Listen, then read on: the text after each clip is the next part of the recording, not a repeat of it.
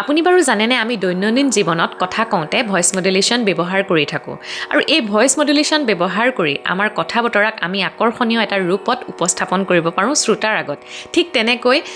গান গাওঁতেও আমি এই ভইচ মডুলেশ্যন ব্যৱহাৰ কৰি গানটোক এটা প্ৰাণৱন্ত ৰূপ দিবলৈ আমি সক্ষম হওঁ আৰু যিটোৱে শ্ৰোতাৰ মনত এনেকুৱা এটা ভাৱনাৰ সৃষ্টি কৰে যিটো ভাৱনাৰে আপোনাৰ কণ্ঠটোত যে এটা যাদু আছে সেই কথাটো প্ৰতিপন্ন কৰে গতিকে খুব এটা ইণ্টাৰেষ্টিং টপিক হয় আৰু আপোনালোকে সকলোৱে জনাটো দৰকাৰ যিসকলে গানৰ লগত জড়িত যিসকলে কথা কৈ ভাল পায় তেওঁলোকে এই গোটেই টপিকটো জনাটো দৰকাৰ গতিকে ভিডিঅ'টো একেবাৰে আৰম্ভণিৰ পৰা শেষলৈকে স্কিপ নকৰাকৈ চাব তেতিয়া ভালকৈ বুজিব পাৰিব নমস্কাৰ মই কংকনাই অন্য এটা নতুন ইণ্টাৰেষ্টিং মিউজিকেল টপিকছৰ সৈতে আপোনালোক সকলোকে পুনৰবাৰ স্বাগতম জনাইছোঁ মোৰ চেনেল কে মিউজিকেল সহায় লৈ আশা কৰিছোঁ মোৰ আগৰ ভিডিঅ'বোৰ চাই আপোনালোকে নিশ্চয় উপকৃত হৈছে আজি এটা নতুন ইণ্টাৰেষ্টিং টপিক আপোনালোকৰ আগলৈ লৈ আহিছোঁ ভিডিঅ'টোলৈ যোৱাৰ আগতে এটা কথা কৈ থৈছোঁ যিসকলে চেনেলটোলৈ নতুনকৈ আহিছে তেওঁলোকে প্লিজ চেনেলটো ছাবস্ক্ৰাইব কৰি কাষত থকা বেল বাটনটো হিট কৰি থৈ দিব যাতে মই এনেকুৱা ধৰণৰ ইণ্টাৰেষ্টিং মিউজিকেল টপিকছৰ ভিডিঅ' দিলে আপোনালোকে নটিফিকেশ্যনটো সোনকালে পায় তেতিয়াহ'লে বলক পলম নকৰি আৰম্ভ কৰোঁ আজিৰ এই ইণ্টাৰেষ্টিং টপিকটো এতিয়া প্ৰথমতে জানো আহক আমি কথা কওঁতে ভইচ মডুলেশ্যন কেনেকৈ ব্যৱহাৰ কৰোঁ আপোনালোকে মোৰ কথা কোৱা টোনটোতো আপোনালোকে ধৰিব পাৰিছে মই ভলিউমটো এবাৰ ডাউন কৰিছোঁ এবাৰ আপ কৰিছোঁ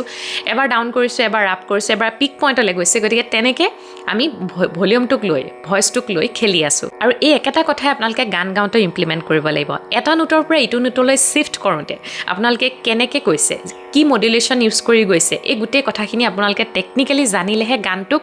জীৱন্ত অৰ্থাৎ প্ৰাণৱন্ত ৰূপত আপোনালোকে শ্ৰোতা দৰ্শকৰ আগত উপস্থাপন কৰিব পাৰিব এই কৌশলটো কেৱল কিছুমান নিৰ্দিষ্ট গায়কৰ মাজতে কিন্তু সীমাবদ্ধ নহয় লোকসংগীতৰ পৰা শাস্ত্ৰীয় সংগীতলৈ উপশাস্ত্ৰীয় সংগীত গজল বলিউড ছং ভজন প্ৰত্যেকটো গীততে ভইচ মডুলেশ্যনৰ ব্যৱহাৰ কৰি গীতটোক খুব ধুনীয়াকৈ উপস্থাপন কৰা দেখা যায় বিভিন্ন ডাঙৰ ডাঙৰ অগ্ৰজ ছিংগাৰসকলে খুব ধুনীয়াকৈ ভইচ মডুলেশ্যন ব্যৱহাৰ কৰি আমাক বহুত কথা শিকাই থৈ গৈছে গতিকে তেওঁলোকৰ গীতবোৰৰ পৰাও আমি আজি ভালকৈ বুজিবলৈ চেষ্টা কৰিম যে ভইচ মডুলেশ্যন ব্যৱহাৰ কৰি কিমান ধুনীয়াকৈ গীত এটাক মানে সুন্দৰ ৰূপ দিব পাৰি আজি মই আপোনালোকৰ আগত ভইচ মডুলেশ্যনৰ 4টা ভাগ এক্সপ্লেইন কৰিবলৈ চেষ্টা কৰিম যি 4টা ভাগ খুব বেছি দৰকাৰ কি কৌশলৰে আপোনালোকে ভইচ মডুলেশ্যনটো প্ৰেক্টিছ কৰিব প্ৰথম কৌশলটো হৈছে ভলিউম আৰু ডাইনামিক্স এতিয়া ভলিউম বুলি কোৱাৰ লগে লগে অৰ্থাৎ আপোনাৰ শব্দৰ তৰংগ কিমান লাউডত আপুনি কথাটো কৈছে কিমান ছফলি আপুনি কথাটো কৈছে বা কিমান আপুনি মিশ্ৰিতভাৱে কথাটো কৈছে আমি 3টা টাইপত আমি আলোচনা কৰিম এতিয়া ভলিউমৰ কথা মই কৈছোঁৱে যে লাউড ছফ্ট আৰু মিক্স এই 3টা ষ্টাইলত আমি ভলিউমটো কণ্ট্ৰল কৰিব পাৰোঁ আৰু এই কণ্ট্ৰলটো আনিবৰ কাৰণে আপোনালোকে কি কৰিব লাগিব তেনেকৈ অভ্যাসো কৰিব লাগিব এতিয়া মোৰ টানপ্ৰত স্কেল বাজি আছে বি গতিকে বি স্কেলৰ মই নিৰ্দিষ্ট এটা নোট মই গাই শুনাম কেনেকৈ আপুনি লাউডকৈ গাব কেনেকৈ ছফ্টকৈ গাব আৰু কেনেকৈ মিক্সকৈ গাব এই 3টা ষ্টাইলত কিন্তু আপোনালোকে স্বৰ সাধনা কৰাটো বহুত বেছি দৰকাৰ যদিহে আপুনি ভাৰ্চেটাইল ছিংগাৰ হ'ম বুলি ভাবিছে আৰু দৈনিক যেতিয়া আপোনালোকে এই 3টা টেকনিকত ৰিয়াজ কৰি থাকিব ন তেতিয়া য'ত যিটো ভলিউমৰ প্ৰয়োজন হয় সেই ভলিউমত আপোনালোকে গানটো গাব পাৰিব শব্দবোৰ থ্ৰ' কৰিব পাৰিব গতিকে মই কৈ দিছোঁ কেনেকৈ কৰিব আপুনি বি স্কেলৰ পা নোটটো লৈছোঁ পাটো আপুনি যদি ছফ্টকৈ গায় কেনেকৈ চাউণ্ড হ'ব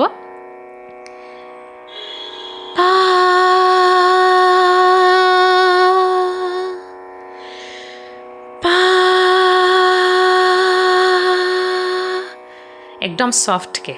তাৰপিছত আমি যদি লাউড কৰোঁ কেনেকৈ হ'ব পা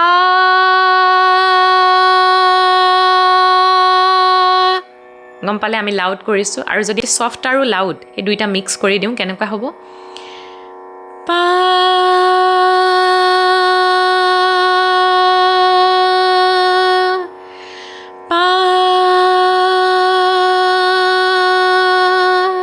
বুজি পালে আৰু এই মিক্স যিটো টিউন আছে সেই মিক্স টিউনটো আমি প্ৰত্যেকটো সময়তে আমাৰ গান গাওঁতে দৰকাৰ হয় সব সময়তে আপুনি ছফ্ট কৰিব নালাগে সব সময়তে আপুনি লাউডো কৰিব নালাগে কেতিয়াবা আপুনি মিশ্ৰিতভাৱেও গাবলগীয়া হ'ব পাৰে গতিকে এই ধৰণে আপোনালোকে ভলিউমটো কণ্ট্ৰল কৰিবলৈ শিকক আৰু অকল এটা নোট বুলি নহয় আপোনালোকে প্ৰত্যেকটো সা ৰে গা মা প্ৰত্যেকটো নোট ধৰক সাটো যদি মই গাওঁ প্ৰথম ছফ্টলি কৰিলে সা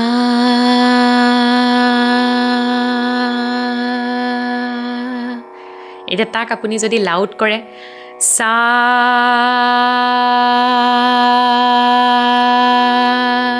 এটা যদি তাক মিক্স কৰি দিয়ে কেনেকৈ হ'ব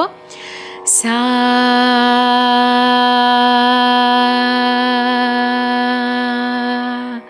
মাইনৰ ডিফাৰেঞ্চ আছে হয়তো শুনিবলৈ কেতিয়াবা একেও লাগিব পাৰে কিন্তু সেই ডিফাৰেঞ্চটো আপোনালোকে নিজে ক্ৰিয়েট কৰিবলৈ চেষ্টা কৰক নিজে শুনক মই নিজৰ ভইচটো নিজে মই শুনি পাইছোঁ ক'ত ডিফাৰেঞ্চটো মই মানে উপলব্ধি কৰিছোঁ গতিকে আপোনালোকে সেই ডিফাৰেঞ্চটো চাওক ছফ্ট কৰক লাউড কৰক মিক্স কৰক তেনেকৈ অভ্যাস কৰক প্ৰত্যেকটো নোট ৰেটো তেনেকৈ কৰক তিনিবাৰকৈ কৰক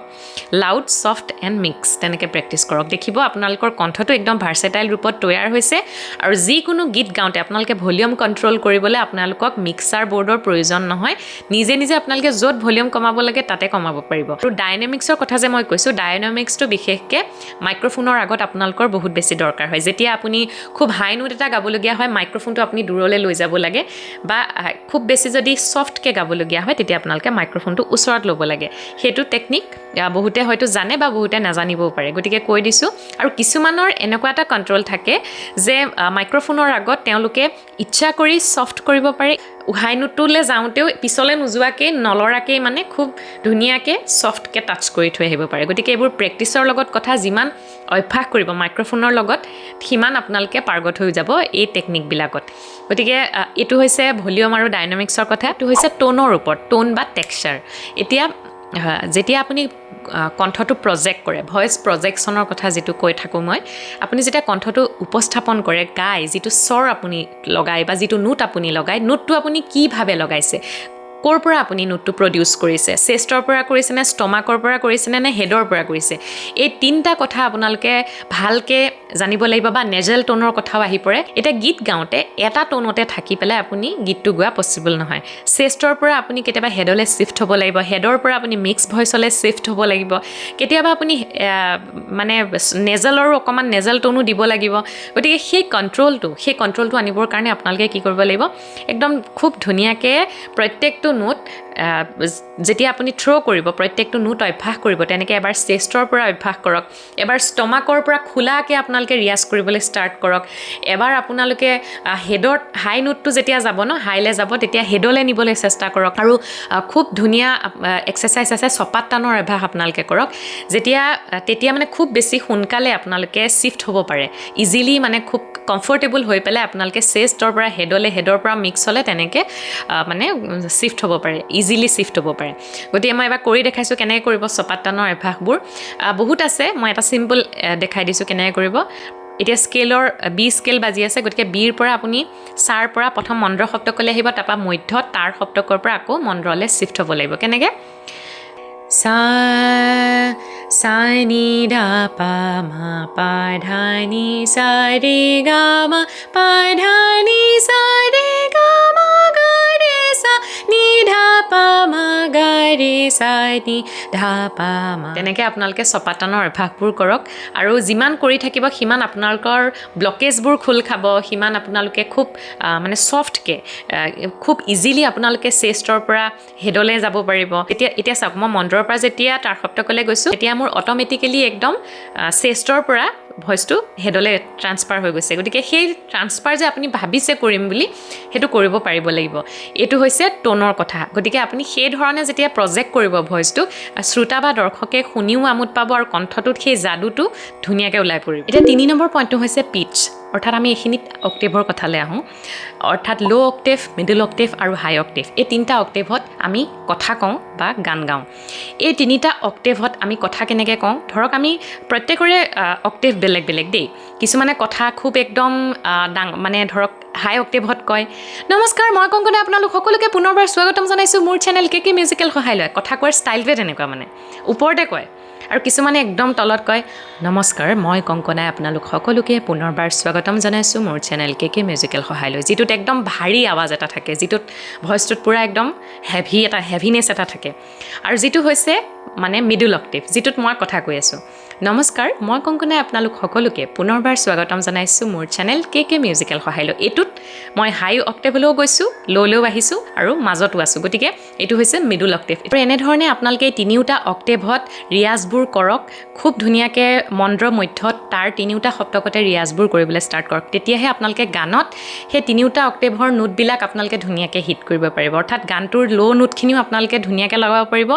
মিডুলতো ধুনীয়াকৈ লগাব পাৰিব আৰু হাইলে যেতিয়া যায় ন তেতিয়া আপোনালোকৰ নোট মাতবোৰ ফাটি নাযায় নোটবোৰ ধুনীয়াকৈ ক্লিনকৈ লগাব পাৰিব এতিয়া 4 নম্বৰ আৰু আটাইতকৈ শেষৰ পইণ্টটোলৈ আহিছোঁ এইটো হৈছে আপোনালোকে ভলিউম বা ডাইনামিক্স টোন আৰু পিটছ এই তিনিওটাৰ মিশ্ৰিত ৰূপত আপোনালোকে যেতিয়া গীত এটা টেকনিকেলি ইমপ্লিমেণ্ট কৰিব পাৰিব খুব ধুনীয়া লাগিব শুনিবলৈ আৰু আপোনালোকৰ কণ্ঠত যে যাদু আছে সেই কথাটো সকলোৱে ক'ব এতিয়া গান গাওঁতে আপোনালোকে তিনিওটা টেকনিক কেনেকৈ ফ'ল' কৰিব উদাহৰণস্বৰূপে মই এটা গানৰ সহায়ত আপোনালোকক বুজাবলৈ চেষ্টা কৰিছোঁ জুবিন দাৰ এটি মোৰ প্ৰিয় গীত নতুনকৈ ৰিলিজ হোৱা এটা গীত খুব ভাল লগা গীত অকণমান গাইছোঁ খুব ধুনীয়াকৈ তাত ভইচ মডুলেশ্যন ব্যৱহাৰ কৰিছে আপোনালোকে হয়নে নহয় চাব কৰি চাব নিজে গানটো হৈছে তোমাৰ নীলিম কথাৰ দৰে তোমাৰ নীলিম কথাৰ দৰে তোমাৰ দেখিছা তোমাৰটো যেতিয়া কৈছে তোমাৰ ক্লিন কৰা নাই মাৰটো ছফ্ট কৰিছে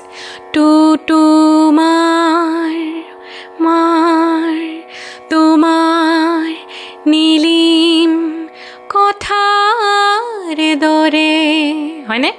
খুব ছফ্টলি থ্ৰ' কৰিছে বকুল বনত সুবাস নামে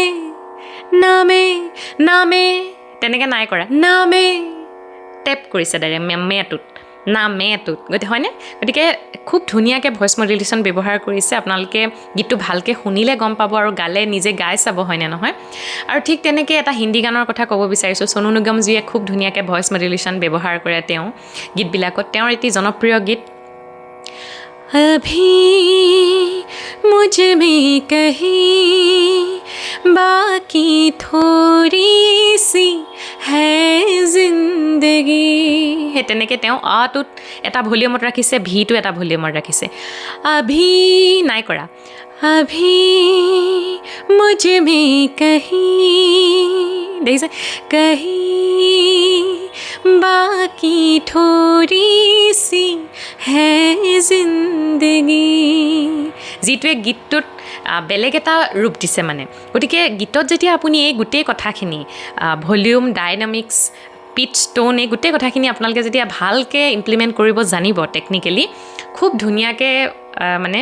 গীতটো আপোনালোকে সহজেই শ্ৰোতা বা দৰ্শকৰ মনত একদম মানে ঘৰ বনাবলৈ সক্ষম হ'ব সাজ বহুৱাবলৈ সক্ষম হ'ব গতিকে এনেধৰণে আপোনালোকে প্ৰেক্টিছ কৰক গীতবোৰ এনেই সুৰত গাই দিয়াটো ডাঙৰ কথা নহয় আৰু গীতটোৰ ভাৱাৰ্থটো গীতটোৰ ফিলটোত এই ভইচ মডুলেশ্যনে কিন্তু বহুত বেছি পৰিমাণে সহায় কৰে যদি আপুনি খাৰাকৈ গীতটো গাই দিয়ে সেই মিঠাটো নাথাকে সেই আপোনাৰ কণ্ঠত সেই যাদু বুলি যিটো কৈ আছোঁ সেই যাদুটো নাথাকে মানে মডুলেশ্যন ব্যৱহাৰ কৰিলেহে ভইচটোত সেই যাদুটো প্ৰকট হয় গতিকে ভিডিঅ'টো ইনফৰ্মেটিভ লাগিলে লাইক কৰিব কমেণ্ট কৰিব যিমান পাৰে সিমান আপোনাৰ প্ৰিয় বন্ধু বান্ধৱীসকলৰ লগত ভিডিঅ'টো শ্বেয়াৰ কৰিব